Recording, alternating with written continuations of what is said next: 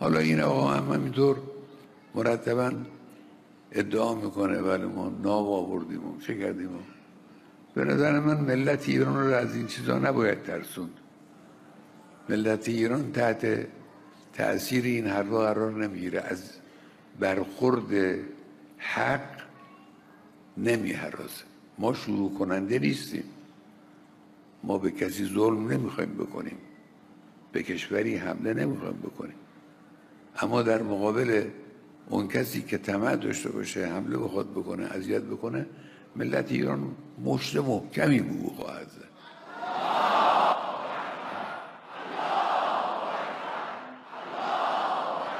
این را هم آمریکایی‌ها بدونن که اگر این دفعه جنگی را بندازن، این جنگ منطقه‌ای خواهد.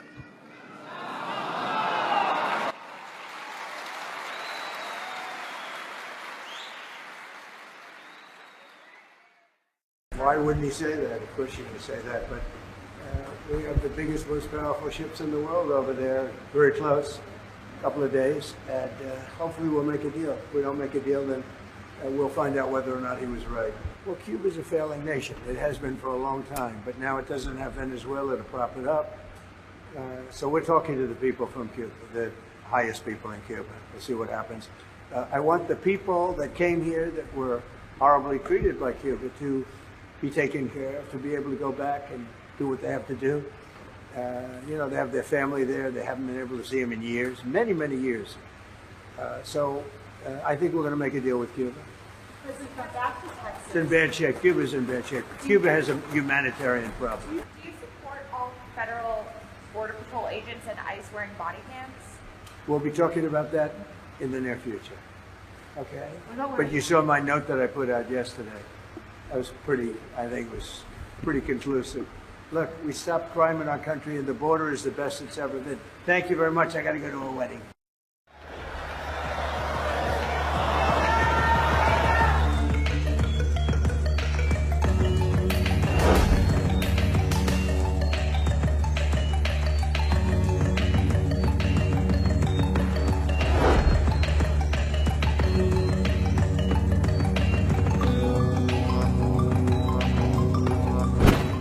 Satellite images reveal new construction at Iran's nuclear sites, facilities bombed last year by Israel and the United States. But these aren't ordinary repairs. Are they rebuilding or hiding something far more sensitive? New roofs cover damaged buildings at Isfahan and Natanz while work continues underground. Experts warn what's happening beneath these roofs could be impossible to see from space. Analysts say the coverings are likely meant to conceal salvage operations, recovering highly enriched uranium or other sensitive materials left after last year's strikes. They want to see what survived without letting Israel or the U.S. know, says Andrea Stricker from the Foundation for Defense of Democracies. With inspectors barred from the International Atomic Energy Agency, satellite monitoring is the only way the world can keep tabs, and these new structures make that much harder. Last June, Israel hit Iran's Natanz and Isfahan sites, targeting enrichment facilities and centrifuge production. The U.S. followed up with strikes on underground halls using bunker-busting bombs and cruise missiles. The attacks caused major damage, slowing Iran's nuclear program, but leaving key assets buried or scattered. Natanz housed advanced centrifuges enriching uranium up to 60%, while Isfahan produced uranium gas used in enrichment. A third site, Fordo, remains deep underground and heavily fortified. Now, satellite images show new roofs completed over destroyed Natanz and Isfahan buildings. Excavation continues at Natanz's Pickaxe Mountain, possibly signaling a new underground nuclear facility. Tunnels near Isfahan are being reinforced and reopened, while dirt is being filled into other tunnels, a defensive measure Iran used before the strikes. Experts like Sarah Burkhart of the Institute for Science and International Security say these roofs are part of an operation to recover assets or rubble without letting us know what they're getting out of there. It's not just nuclear facilities. Iran is rapidly rebuilding missile sites, including Parchin and Talegan 2, which are linked to high explosive testing for nuclear weapons. Analysts say these sites are being reinforced to resist future strikes. All this comes amid rising U.S.-Iran tensions. President Trump has repeatedly demanded that Tehran negotiate a nuclear deal or face the threat of military action. At the same time, Iran insists its program is peaceful, even as the West points out that the country retains the technical capability to pursue a nuclear weapon. New roofs, secret tunnels, and rebuilt missile sites. The world is watching, but Iran may be keeping its most critical moves hidden. The big question, is this simply reconstruction or a covert effort to recover what was thought destroyed? Breaking news. I wanted to share this social media post from Fox News stating that a U.S. fighter jet shoots down unmanned Iranian drone that was approaching USS Abraham Lincoln in Arabian Sea, U.S. Central Command spokesman says. So that is the breaking news that we are following at this hour. And I wanted to share just a little bit more information as we are learning new details.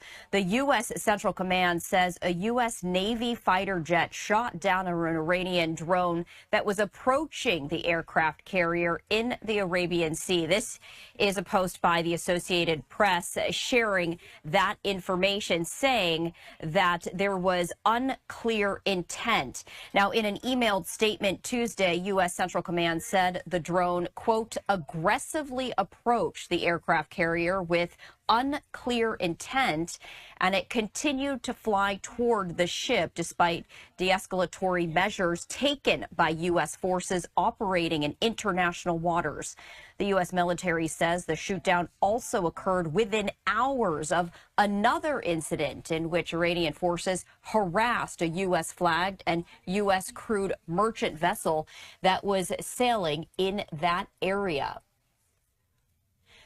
The Shahed 139 drone was shot down by an F-35C fighter jet from the Lincoln, which, according to U.S. Central Command, was sailing about 500 miles from Iran's southern coast. The military statement noted that no American troops were harmed and no equipment was damaged. Then, hours later, Iran's Islamic Revolutionary Guard Corps forces harassed the merchant vessel Stena Imperative. That's according to the U.S. military. And according to the military statement, two boats and an Iranian drone approached the ship, quote, at high speeds and threatened to board and seize the tanker.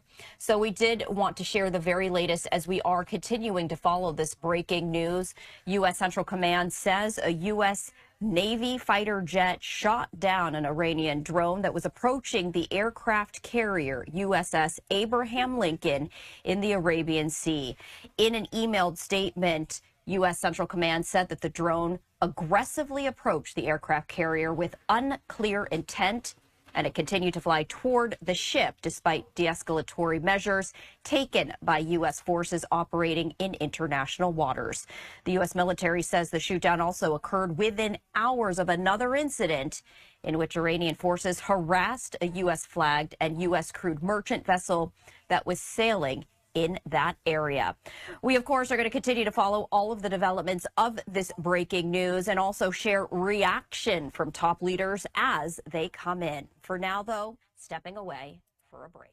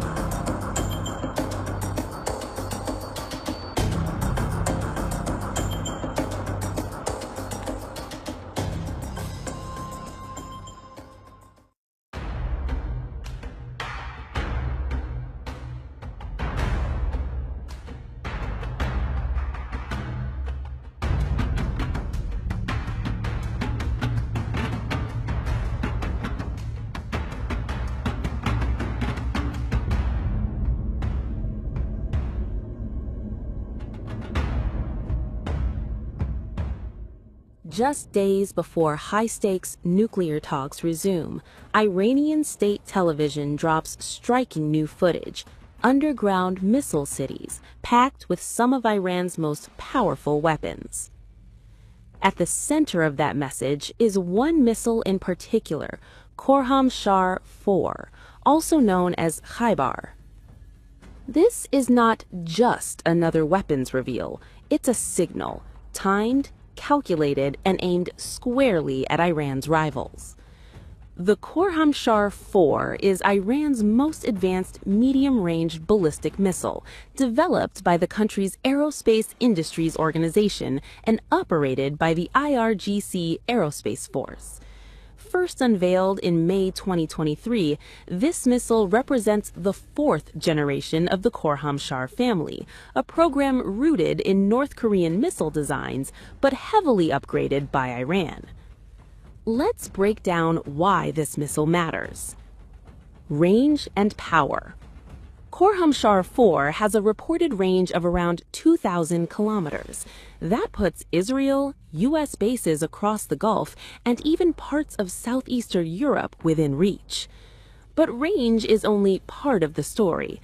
This missile can carry a massive payload, up to 1,800 kilograms, one of the heaviest warheads in Iran's arsenal.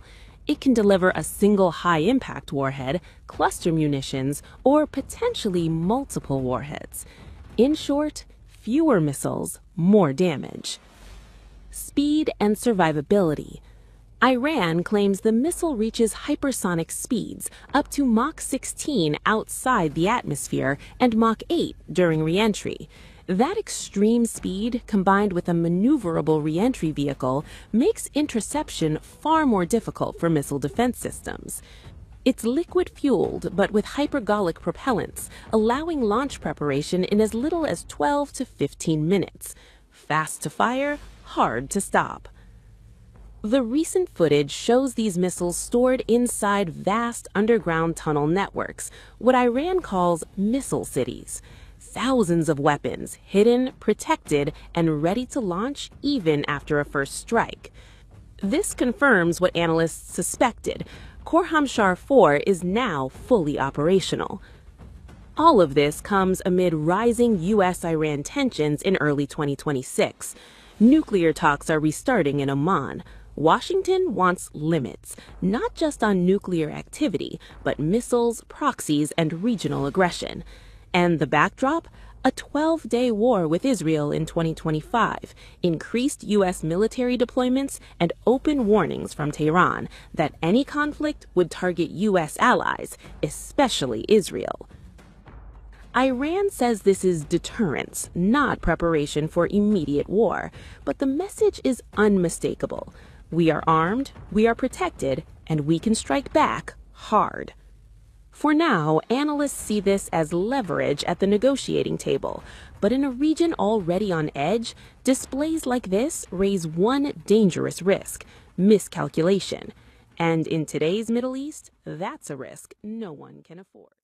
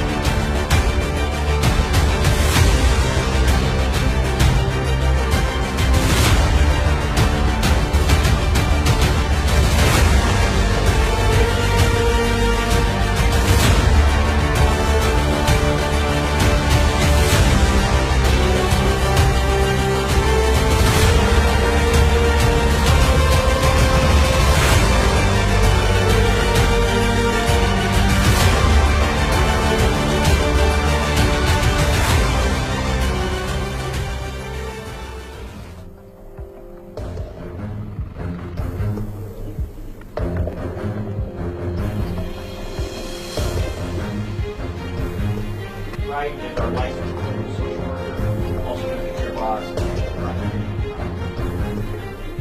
The USS Abraham Lincoln is no ordinary backdrop.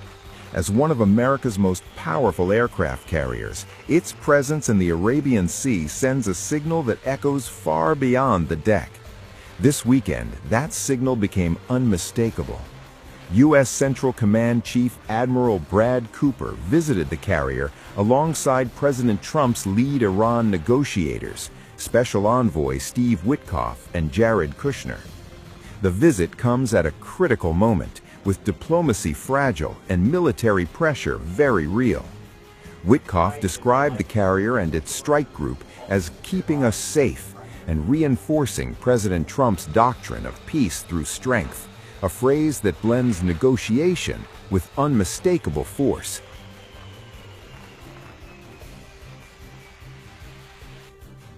The timing is no accident.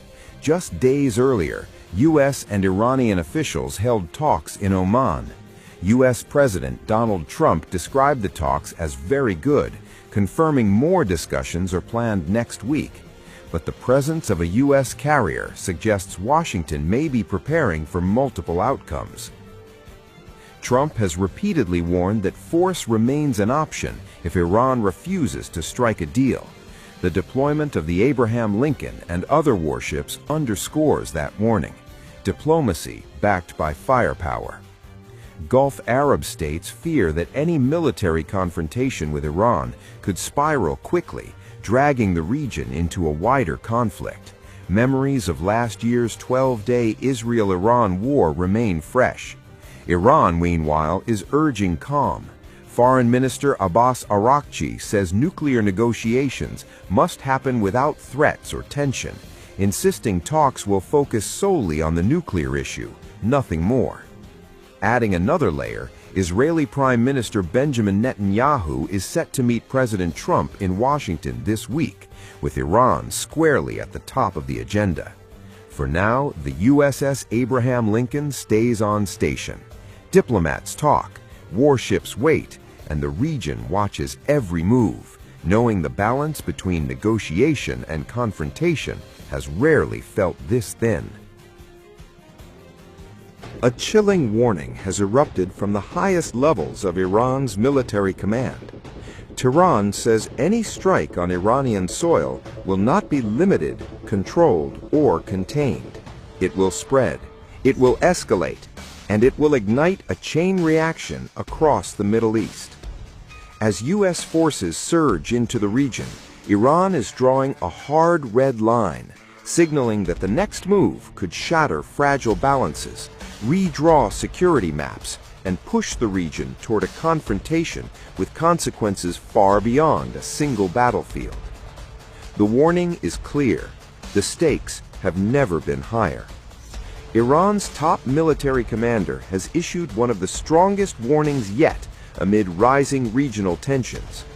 In a message marking Iran's Air Force Day, Chief of Staff Major General Abdul Rahim Musavi said any military action against the Islamic Republic would end in what he called absolute and strategic defeat for Iran's enemies. The language was blunt. Musavi warned that even a limited strike would not remain localized. Instead, he said it would expand into a broader regional conflict, spreading instability far beyond Iran's borders and dragging in multiple actors across the Middle East. The warning comes as U.S. forces surge into the region, deploying additional air and naval assets and openly signaling readiness for potential action. Iranian officials see those moves not as deterrence, but as preparation. Musavi emphasized that Iran's Army Air Force plays a central role in what Tehran calls active deterrence. He said the force has undergone continuous modernization and now stands at its highest level of operational readiness, capable of responding rapidly to any threat or miscalculation. According to Iran's military leadership, that readiness is not symbolic. Musavi stressed that Iran's response would be decisive and coordinated across all branches of the armed forces, designed to impose what he described as heavy and irreparable costs on both attackers and their supporters. The warning also references recent history. Iranian officials point to what they describe as a 12-day Israeli-American confrontation earlier this year, arguing it reshaped their defensive calculations and reinforced the need for heightened readiness across the military. Iran's supreme leader, Ayatollah Ali Khamenei, has echoed similar warnings in recent days, saying any U.S.-initiated war would quickly spiral into a region-wide confrontation, one Washington would not be able to control. This gentleman keeps claiming that we have brought warships to the region and done this or that. I think you shouldn't scare the Iranian nation with such things, as it won't be affected by such remarks. It doesn't fear rightful confrontation. We are not the instigators, and we do not seek to attack any country. But the Iranian nation will deliver a firm blow to anyone who attacks or harasses it. The Americans must be aware that if they wage a war this time, it will be a regional